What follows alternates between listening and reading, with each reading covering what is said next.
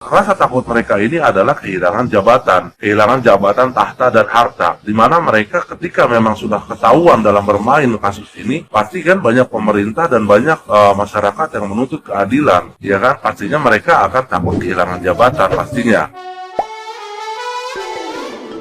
Hola netizen yang tercinta, kejanggalan kasus Pina Cirebon diungkap oleh Kapolri Jenderal Listio Sigit Prabowo. Hingga saat ini, kasus Pina Cirebon masih menjadi perbincangan publik. Publik dibuat bingung dan bertanya-tanya karena banyaknya spekulasi yang bermunculan terkait kebenaran kasus Pina. Tidak hanya itu, publik juga berharap polisi bisa segera mengungkap kejadian yang sebenarnya. Kini, proses penangkapan Peggy Setiawan dianggap janggal lantaran banyak kesaksian dari keluarga hingga teman yang menyatakan Peggy berada di Bandung pada malam kejadian.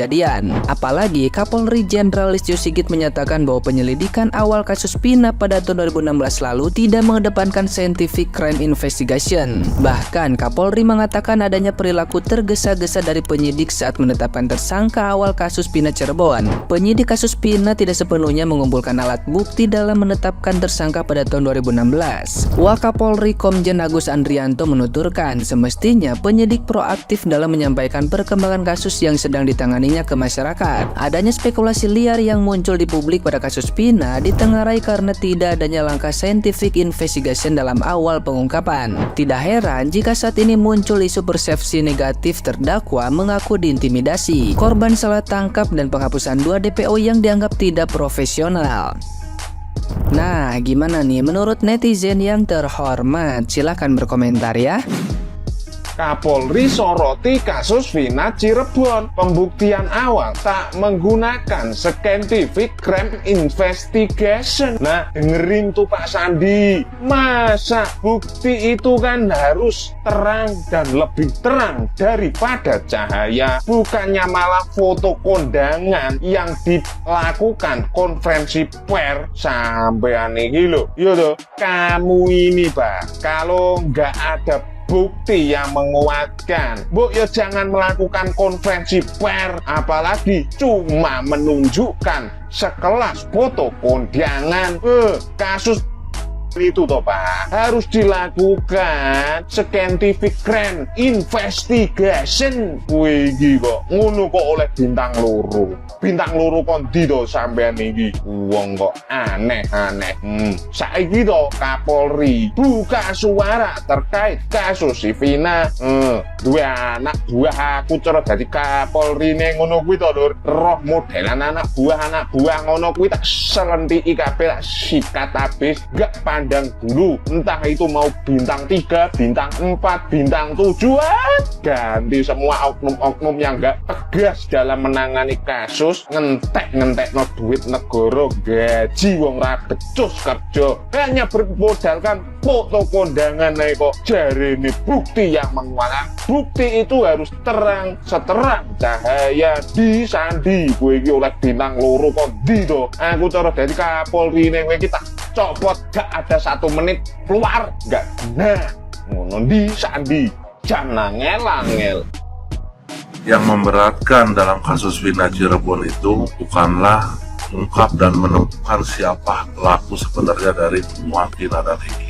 Yang memberatkan itu adalah, nanti itu saya sebutkan di akhir video ya. Tapi di sini untuk Bapak Kapolda dan Kapolri ya, kalau memang misalkan foto Peggy Setiawan yang berstatus sekarang menjadi tersangka, yang berprofesi sebagai kuli bangunan, kalau memang foto dia saat kondangan bisa dijadikan bukti untuk dia menjadi tersangka, lantas bagaimana? Pertanyaan saya, lantas bagaimana dengan foto Peggy Setiawan yang berstatus anaknya Cecep itu berada pada anggota geng motor Monreker? Jadi di sini pertanyaan saya, yang fotonya pada saat kondangan bisa dijadikan bukti untuk menjadi tersangka, sedangkan foto seorang Peggy Setiawan yang anaknya Cecep berada dalam gabungan geng motor Monreker itu tidak bisa dijadikan bukti. Cuma bukan itu aja, di mana masyarakat juga mengetahui dia adalah salah satu anggota geng motor tersebut. Kenapa tidak ada penyelidikan sama sama sekali dia. Kenapa masih bersikukuh untuk menjadikan Peggy Setiawan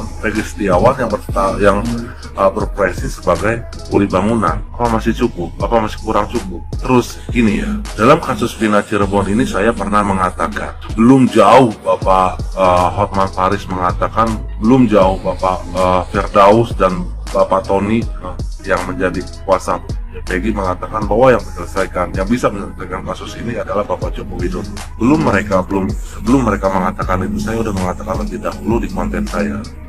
Yang bisa menyelesaikan kasus ini adalah Bapak Joko Widodo, di mana Bapak Joko Widodo ini memberi ketegasan kepada kepolisian, bukan hanya menghimbau. Kalau menghimbau itu cuma hanya didengar, tapi memberikan perhatian, ya. Terus untuk masalah investigasi Kang Deddy, kalau menurut saya di sini tidak mengkritik, justru saya mendukung Kang Deddy. Kang Deddy ini adalah salah satu tim investigasi di mana dia ini sana ke sini untuk mengungkap siapalah pelaku sebenarnya. Nah, terakhir Kang Deddy lakukan ini adalah di mana Kang Deddy mendapatkan sidik jari Peggy Setiawan yang berstatus anaknya Kang Cecep. Di sini saya mau bertanya, apa kesimpulannya dari sidik jari Peggy Setiawan yang ada di Cianjur? Kalau memang misalkan sidik jari ini bisa dijadikan bukti, ya, bisa dijadikan bukti bahwa Peggy Setiawan yang berada di Cianjur itu adalah benar-benar anggota geng motor, mereka, menurut saya polisi juga harus cepat bertindak. Dan dari situ juga, dari sidik jari juga bisa membantu pembebasan untuk Peggy Setiawan yang berprofesi sebagai tukang kuli bangunan. Jadi saya mohon untuk Kang Deddy segera mengklarifikasi dan mengumumkan apa yang didapat dari sidik jari Peggy Setiawan yang berada di Cianjur. Sampai detik ini saya belum tahu hasilnya dari sidik jari tersebut. Karena di sini banyak yang berasumsi dari Kang Deddy meminta sidik jari dari jaket, dari cincin, dari segala macam. Saya dari situ saya mengabaikan, bukan saya tidak percaya, tapi di sini saya minta penyampaian Kang Deddy langsung tentang sidik jari yang didapatkan dari Peggy Setiawan. Oke, di sini yang memberatkan untuk masalah kasus Vina Cirebon ini adalah bukan mencari siapa pelakunya, siapa yang sebenarnya dan siapa Peggy Peron yang sebenarnya, bukan itu yang menyulitkan. Tapi di sini menyulitkan adalah di mana menghilangkan rasa malu dan rasa takut. Apa rasa malu itu? Rasa malu ketika memang benar-benar ini kepolisian tahu ketahuan salah tangkap, pasti polisi ini udah tidak punya reputasi lagi di mata masyarakat. Jadi dengan cara apapun pasti pihak kepolisian ini akan mempertaruhkan reputasinya bagaimana tidak malu lagi dengan masyarakat, karena lagi-lagi kejadian salah tangkap dan ini bukan pertama kalinya di Indonesia. Itu rasa malu. Apa rasa takutnya? Rasa takut